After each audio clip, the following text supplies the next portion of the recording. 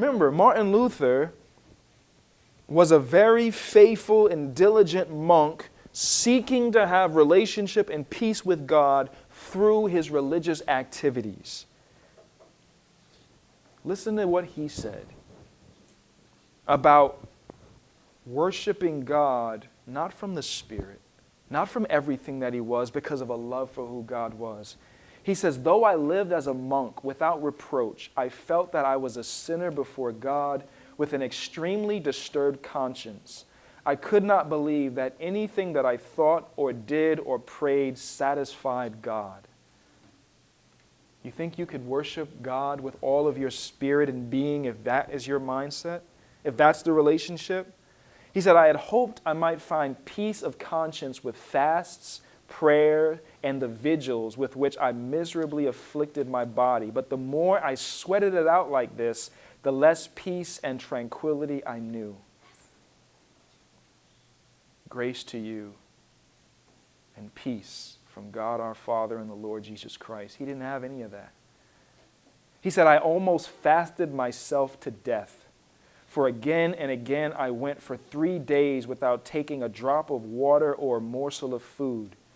While I was a monk, I no sooner felt assailed by any temptation than I cried out, I am lost. Immediately I had recourse to 1,000 methods to stifle the cries of my conscience. I went every day to confession, but that was of no use to me. And then finally he says, then bowed down by sorrow, I tortured myself by the multitude of my thoughts.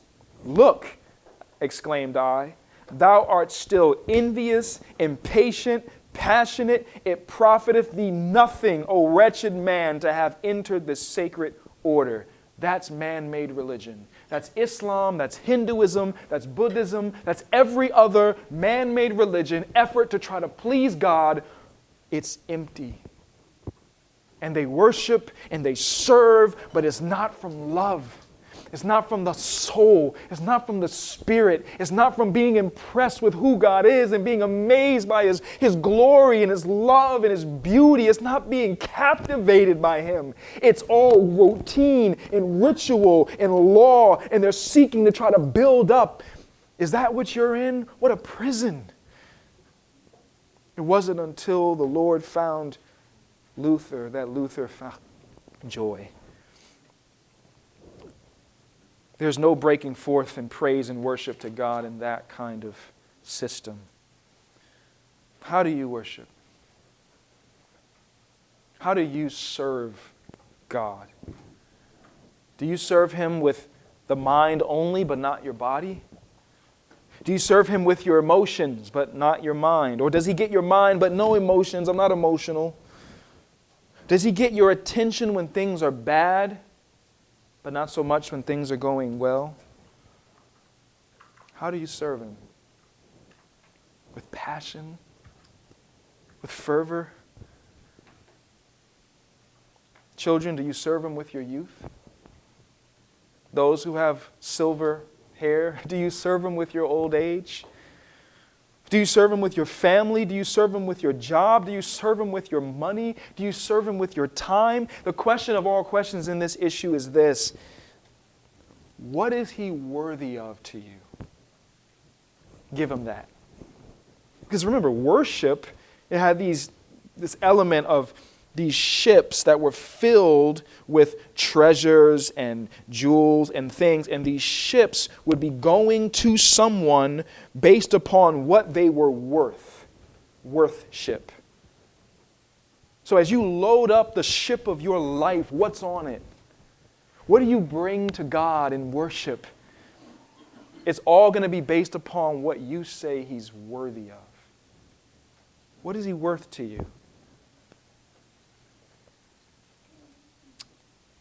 If God is worthy of your emotions, then worship Him with your emotions. If God is worthy of your time, then worship Him with your time. With every second of your life. Is there any area of your life that you don't think He's worthy of?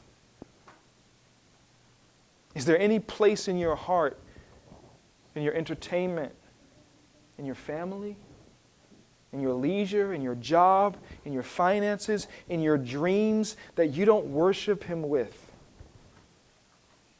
Jesus taught us the only proper way to think about worshiping God.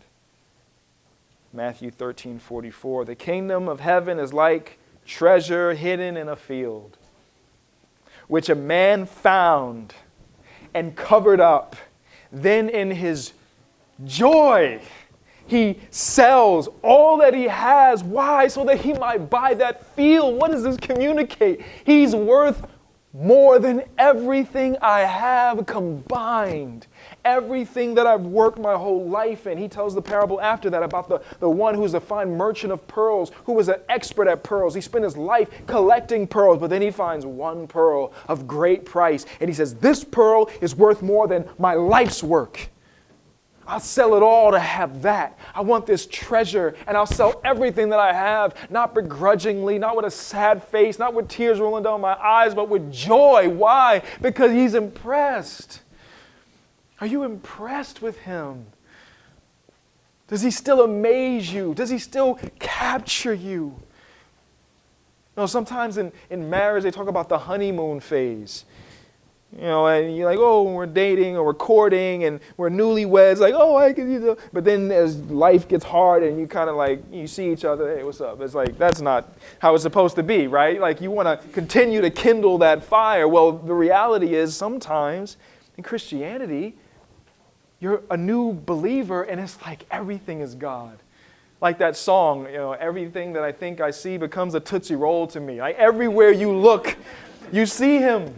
He's everywhere. He's in everything. You see a flower and you think, look at the genius of God. Look at how he made this. It's beautiful. The texture, the smell, the color, the diversity. Lord, you did this and you put it here for me to see it, to worship you. Thank you. Like you could spend an hour just focusing on a glass of water.